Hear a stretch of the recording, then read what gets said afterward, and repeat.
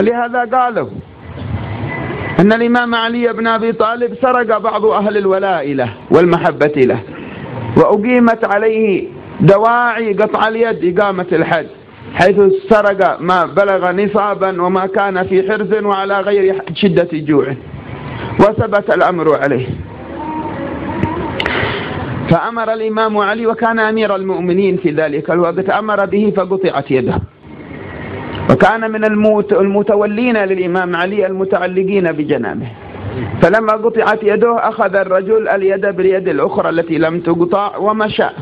ولما مشى مر بحي من الناس جالسين، وكانوا ممن في نفوسهم شيء على الإمام علي بن أبي طالب، فالتفتوا فوجدوا الرجل وهو يمسك يده مقطوعة بيده الأخرى، فقالوا: من فعل بك هذا؟ قال: أمير المؤمنين ويعسوب المسلمين وابن عم سيد المرسلين علي بن أبي طالب. قال: وتثني عليه الثناء كله وقد قطع يده؟ قال: طهرني من إثم السرقة. فبلغت المقالة للإمام علي بن أبي طالب، وقال: علي بالرجل. وقال: ماذا قلت لمن سألوك؟ قال: قلت لهم ما بلغك. قال: فأرني يدك. فأراه إياها، فوضعها الإمام علي مكانها وبصق وقال: بسم الله، فعادت كما كانت.